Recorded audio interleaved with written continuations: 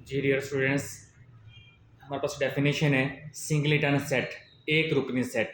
A set with only one element is called singleton set. एक set ऐसा जिसमें सिर्फ एक एलिमेंट हो, एक रुकन हो, उसे हम क्या बोलते हैं? सिंगलेटन सेट बोलते हैं। जैसे कि 3 है, ए है या सैटरडे, एक चीज़ आ रही है।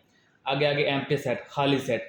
The set with no elements is called empty set. जिस सेट में कोई एलिमेंट ना हो उसे हम क्या बोलते हैं? Empty set. इसको हम इससे भी नोट कर सकते हैं और इससे भी हम रिनोट कर सकते हैं। 5 इक्वल सेट, मसावी सेट बोलते हैं। Two sets A and B are equal, दो सेट्स ए और बी इक्वल होंगे कब? If they have the exactly the same elements. अगर दोनों सेट्स में सेम एलिमेंट्स एग्जैक्टली सेम हो, डिफरेंट ना हो। जैसे कि एग्जांपल है हमारे पास A is equal to B. A के एलिमेंट्स कौन से हैं? 1 2 3 और बी के एलिमेंट्स कौन से हैं? 2 1 3। बच्चों, सेट्स में नंबर आगे पीछे हो सकते हैं, लेकिन क्या होगा कि इनमें यहाँ भी 1 है, यहाँ भी 1 है, 2 है, 2 है, 3 है, 3। कोई भी डिफरेंट एलिमेंट यहाँ पे नहीं है, दोनों में दोनों सेम एलिमेंट्स हम बोलते हैं मसावी। अगर इक्विवेलेंट, मुतरादिफ set. Two sets A and B are equivalent, दो सेट्स ए और बी इक्वल होंगे, मुतरादिफ होंगे। इफ़ दे हैव, अगर उनमें the same number of elements, अगर उनमें सेम तादाद होनी चाहिए एलिमेंट्स की, यानी कि डिफरेंट हो सकते हैं, एलिमेंट डिफरेंट हो सकते हैं, लेकिन तादाद सेम होनी चाहिए। जैसे कि A is equal to A B C D E, और बी सेट है हमारे पास 1 2 3 4 5 है। मतलब इसके भी एलिमेंट्स कितने हैं? 5 हैं। इसके भी एलिमेंट्स कितने हैं? 5 है। तो ये क्या हो गया हमारे पास? मुतरादिफ सेट हुआ। नेक्स्ट हमारे पास है सबसेट, तहती सेट।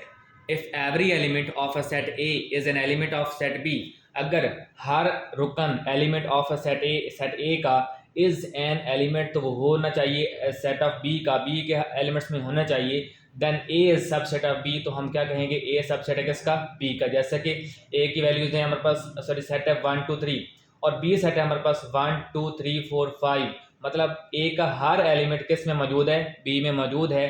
तो ए क्या होगा? बी का ताती सेट होगा, इनके मतहत होगा, बी के मतहत। बी को हम बोलते हैं सुपर सेट, बड़ा सेट कहलाएगा। आगे हमारे पास है प्रॉपर सेट, वाजिब ताती set. If A the subset of B, A तो सबसेट है बी का, ताती सेट तो होगा। And B contain at least one element, और बी में एक कम अज कम एक एलिमेंट ऐसा होना चाहिए that is not an element of A, जो कि ए का एलिमेंट नहीं होना चाहिए। ए बी का सबसेट तो है, लेकिन बी सेट में एक ऐसा एलिमेंट होना चाहिए जो कि ए में ना हो, कम अज कम एक। Then A is said to be proper subset of B. जैसे कि हम इसको शो करेंगे, ए सबसेट है बी के, ये बच्चों सी नहीं है, ये सिंबल है ताती सेट के लिए।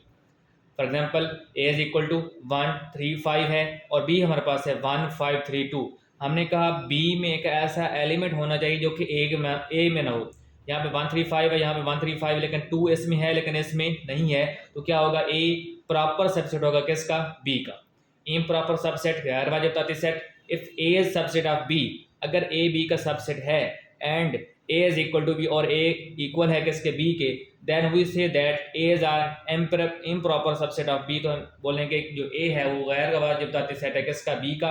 अगर ए के एलिमेंट्स हैं 1 3 5 और बी के एलिमेंट्स हैं 1 2 3 5, यानी कि इसमें ये इसका बी का सबसेट भी है और आपस में क्या है?